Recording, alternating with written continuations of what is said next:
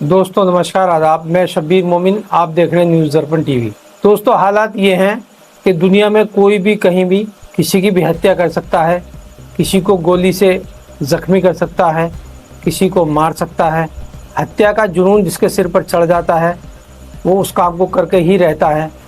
दोस्तों जैसा कि आप सुन रहे हैं सोशल मीडिया पर, न्यूज़ चैनल्स पर, कि अमेरिकी राष्ट्रपति डोनाल्ड ट्रंप जो अपनी एक चुनावी सभा को संबोधित कर रहे थे, पेंसिल्वेनिया एक वहाँ का स्टेट है, उसका शहर बटलर है, वहाँ पर वो रविवार की शाम लगभग 6-7 बजे एक चुनावी सभा को संबोधित कर रहे थे। पूर्व राष्ट्रपति डोनाल्ड ट्रंप भाषण के लिए खड़े हुए, बोलना शुरू किया।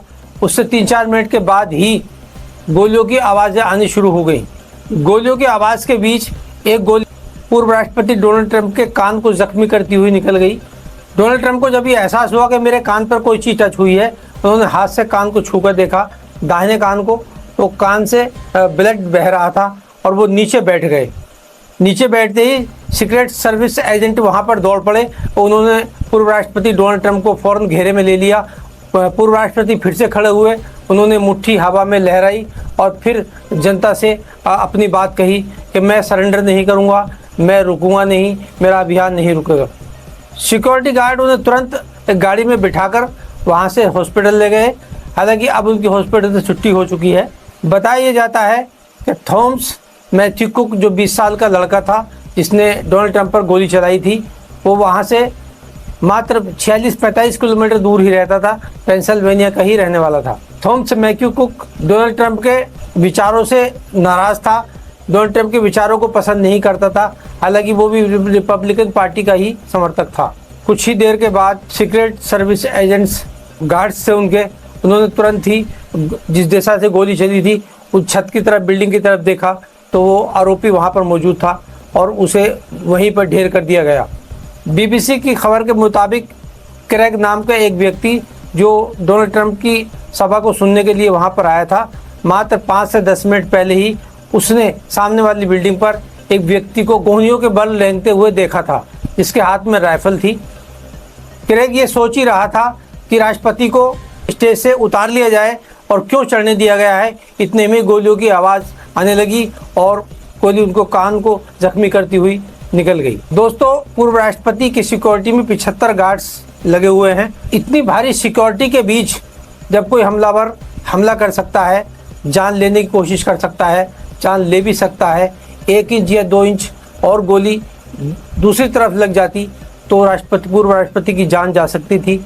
इस तरह की घटना किसी के लिए भी दुखद है। हालांकि वहाँ की जांच एजेंसी आप जो जांच कर रही हैं, उन्होंने उनकी सिक्योरिटी में इसे भारी चूक माना है। पता ये चला है कि 22 जुलाई को होने वाली एक ओपन मीटिंग में सिक्योरिटी एजेंसियाँ थी, उनके जो हेड हैं उन्हें बुलाकर उनसे सवाल जवाब किए जाएंगे। थॉमस कुक ने 2022 में ही हाई स्कूल पास किया था और उसे स्कूल से $500 का इनाम भी मिला था अच्छे अंक लाने की वजह से। अमेरिका के राष्ट्रपति का इतिहास रक्त रंजिश रहा है, यानी खूनी इतिहास रहा है। इससे पहले भी 4 राष्ट्रपतियों को गोली के द्वारा मार दिया गया है। अब्राहम लिंकन एक मशहूर राष्ट्रपति थे अमेरिका के, 16वें राष्ट्रपति थे। 14 अप्रैल 1865 को उन्हें गोली मारकर उनकी हत्या कर दी गई। हालांकि 10 दिन के बाद उनके हत्यारे को एक मुठभेड़ में मार दिया गया। एक और राष्ट्रपति जेम्स गारफील्ड जो 1881 में उन्हें भी गोली मारकर उनकी हत्या कर दी गई। चार्ल्स गुइटो ने जेम्स गारफील्ड पर 2 जुलाई 1881 में हमला किया और उन्हें गोली मार दी। जेम्स गारफील्ड 2.5 महीने तक जिंदा रहे और 2.5 महीने के बाद उनकी मौत हो गई। यूएसए के तीसरे राष्ट्रपति मैक किनले को 6 दिसंबर 1901 में गोली मारकर हत्या कर दी गई। लियोन जोल गोज नामक के एक व्यक्ति ने उन पर जानलेवा हमला किया और उन्हें गोली मारकर उनकी हत्या कर दी। यूएसए के चौथे राष्ट्रपति जॉन एफ कैनेडी जो बहुत चर्चित और बहुत लोकप्रिय राष्ट्रपति थे, 22 नवंबर 1963 को उनकी भी गोली मारकर हत्या कर दी गई। दोस्तों ये हत्याओं का सिलसिला आखिर कब तक चलता रहेगा? हालांकि डोनाल्ड ट्रंप की भी हत्या हो सकती थी अगर 2-4 mm गोली इधर को लग जाती, निशाना शूटर का चूक गया, इसकी वजह से उनकी जान बच गई। प्रधानमंत्री नरेंद्र मोदी ने ट्वीट कर कहा कि मेरे प्यारे दोस्त डोनाल्ड ट्रंप के साथ ये जो घटना हुई है, मैं इससे बहुत चिंतित हूँ और मैं जल्द उनके स्वास्थ्य की कामना करता हूँ। साथ ही साथ राहुल गांधी ने भी उनके जल्द स्वस्थ होने की कामना की। दोस्तों, आप अगर चैनल में नए हैं तो आपसे गुजारिश है कि चैनल को प्लीज़ सब्सक्राइब करिए, खबरों को शेयर करिए, लाइक करिए। हमें आपकी कीमती राय का यानी आपके कमेंट्स का इंतज़ार रहेगा। जय हिंद, जय भारत।